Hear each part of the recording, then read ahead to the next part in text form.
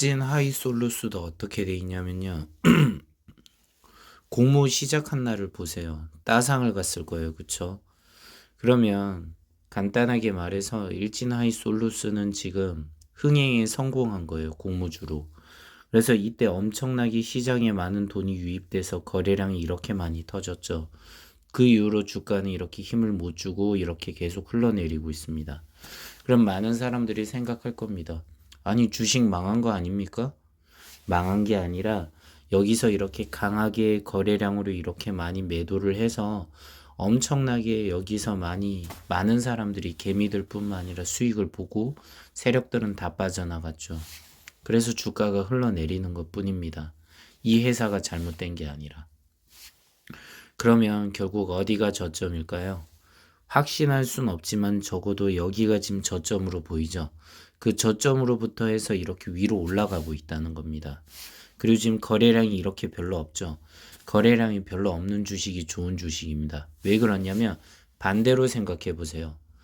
여기에서 이렇게 꼭대기에서 엄청나게 거래량이 나왔죠. 그럼 이 아래에서도 어떻게 되냐면 여기에는 수많은 개미들에게 본전가를 줘야 되니까 이렇게 오랫동안 흘러내렸으니까 여기서 이렇게 올라가려고 하면서 또 횡보하는 기간이 좀 있을 겁니다. 그렇죠? 그러다가 어느 날 거래량이 튀어오르면서 올라갈 거라는 거죠. 근데 이만큼 오랫동안 흘러내렸으면 이만큼 또 횡보를 해야 됩니다. 그래야지만 강하게 치고 올라갈 수 있다는 거죠. 그럼 대략적으로 계산해 보세요.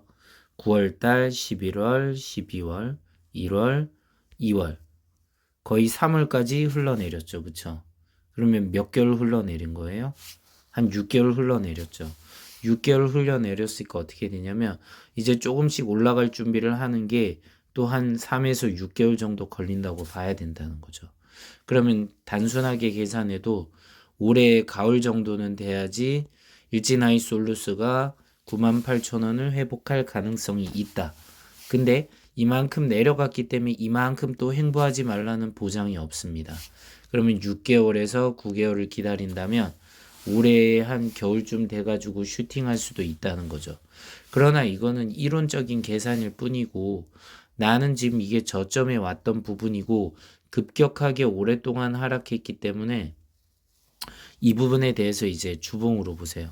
이런 식으로 흘러내렸죠. 그럼 이 기간 동안 이만큼 흘러내린 거예요. 그쵸? 그리고 지금 3주간 올라가고 있는 거죠. 그럼 이거는 상승 추세라고 볼 수 있습니다.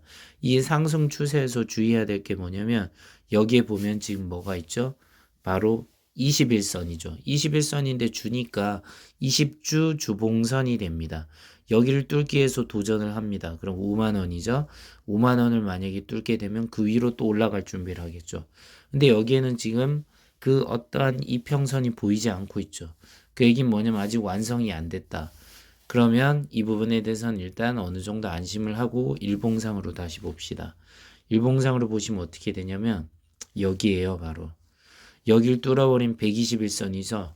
121선이 되려면 53,000원에서 4,000원 요 정도 선이 됩니다. 그럼 여길 뚫으려고 할 때 뚫어놓고 꼬리를 길게 잡고 다시 내려갔다가 올라갔다 이걸 반복할 겁니다. 대부분 이렇게 코스피 200 종목 이렇게 공매도가 있는 종목은 저도 정보를 간단하게 들은 건데 121선 이평선에서 되게 왔다리 갔다리가 심하다고 했습니다. 그러니까 이렇게 저점에 내가 사놨다고 하면 안심해도 되겠지만 내가 위에 사 있다고 하면은 결국 이 매물대에 있는 본전 가격에 다 있으니까 수익률이 크진 않을 수 있을 거예요. 그런데 적어도 내가 여기서 이 아래권에 있다고 하면 다시 어떤 이유로 우크라이나 러시아 전쟁 사태 아직도 안 끝났죠. 뭐 그런 걸 핑계로 하던 아니면은 앞으로 금리 인상에 대한 핑계를 하던 여러 가지 어떤 세계적 이슈에 의해서 다시 떨구게 될 때 아래점으로 잡아서 평단가를 최대한 아래로 맞추는 노력이 제일 중요한 겁니다. 그 노력에 목숨을 거셔야 됩니다. 거래량이 튀어오르면 더 사야겠다는 그런 생각을 하지 마시고 아래로 내려올 때 내가 더 사야겠다는 생각을 해야 됩니다. 거의 제 얘기는 항상 거의 똑같은 얘기인데요. 저점에 사라고 얘기하는 이유를 아실 거예요. 저점에 사야지만 상승했을 때 내가 엄청난 거래량이 터지지 않았음에도 불구하고 50%, 60%, 80%, 100% 먹을 수 있는 방법이 생긴다는 겁니다. 간단하게 보세요. 3만 원짜리가 9만 8천 원까지로 거의 가면은 몇 배 오르는 거예요. 약 3배 오르니까 200 몇 프로 정도 오르겠죠. 그쵸? 200 몇 프로 오르는 주식 만나는 게 쉽나요, 여러분은? 어렵죠? 그러니까 제가 저점에 사라고 자꾸 얘기하는 겁니다. 저점에 사면은 여태까지 나왔던 그 전고점만 돌파해도 200%, 300% 나오는 게 순식간이라고요. 물론 시간은 좀 걸릴 겁니다. 왜냐면 주가라는 건 가치가 있기 때문에 이거를 좀 더 쉽게 얘기하면 세력 얘기가 아니라 고평가. 여기서는 저평가란 얘기예요. 그러면 이걸 파동으로 그릴 때 고평가에서 저평가, 고평가에서 저평가 이런 파동이 생긴다는 거죠. 그럼 우리는 간단하게 여기서 사는 게 아니라 여기서 사서 여기에 파동을 먹으면 돼요. 여기에 사서 여기에 파동을 먹으면 돼요. 그 파동을 보는 방법은 이평선이 어떤 식으로 흘러내렸는지 보시고 꼬리가 밑에서 길게 올라오는지 이런 형태. 자, 요런 형태. 이걸 삿바형이라고 하죠. 이 삿바형을 뭐 차트로 외우라는 얘기가 아니라 생각을 해보세요. 여기에서 주식이 시작했을 때 시가가 여기서 시작할 거 아니에요. 그랬다가 어떻게 돼요? 올라가려고 하는 게 아니라 내려가려고 악재를 터뜨려서 이렇게 내려가요. 순식간에 한 1, 2분 만에 벌어지는 일이 되는 거죠. 뭐 전환사채를 쓴다던가 악재가 나온다던가. 그럼 이 꼬리는 어떻게 되냐면 일반 직장인들은 잡을 시간이 없어요. 왜냐? 30초 1분 안에 다 끝나버리니까. 그럼 이렇게 흘러내릴 때 다들 공포를 느낄 때 누군가는 여기서 잡아서 이렇게 다시 올린다고요. 그 다음에 이렇게 종가의 완성이 돼요. 이 색깔이 빨간색이든 파란색이든 중요하지 않아요. 파란색이 좀 더 대응하기 어렵겠죠. 파란색이 되면 어떻게 하면 시가로 시작했다가 이렇게 떨궜다가 다시 이렇게 어떻게 돼요? 아, 이게 아니구나. 네, 맞죠. 시가에서 시가를 한 요쯤에서 했다가 꼬리로 이렇게 내렸다가 다시 이렇게 해서 올리는 척 했다가 꼬리가 이렇게 잡히고 여기서 이렇게 색칠이 되는 이런 형태. 그쵸? 이렇게 되는 형태가 왜 완성돼요? 개미 털면서 이 아래를 누군가 잡기 위해서예요. 그래서 이런 형태가 보통 밑에서 많이 발생합니다. 이런 식으로요.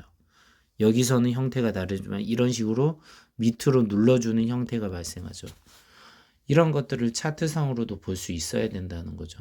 그래서 캔들의 형태가 어떤지도 공부를 할 줄 알아야 되는데 너무 캔들에 대한 맹신하지 말고 적어도 바닥에 대한 신뢰성은 어느 정도 가질 필요 있다는 거죠. 예. 그러니까 자신이 가진 주식이 저점에 살 수 있는데 집중을 해주세요. 그게 중요합니다. 저점이 지금 이렇게 조금씩 낮아졌죠. 그럼 이게 만약에 소위 말해가지고 언덕이 이렇게 되는 W형자가 되는데 이 언덕이 이렇게 두 번 지금 내려갔다. 뭐 쌍바닥이라고도 얘기하죠. 이 쌍바닥 이후로 올라간다고 하는데 솔직히 쌍바닥도 있고 쓰리바닥도 있고 포바닥도 있고 이건 알 수 없거든요. 근데 적어도 분명한 건 이 저점이 지금 좀 낮아졌다가 다시 이 저점이 이렇게 올라가는지 보면은 이게 상승폭을 할 수 있다는 얘기가 되는 거겠죠. 그쵸? 이 정도면 큰 도움이 됐을 거라 믿고 구독과 좋아요, 알림 설정은 사랑입니다. 감사합니다.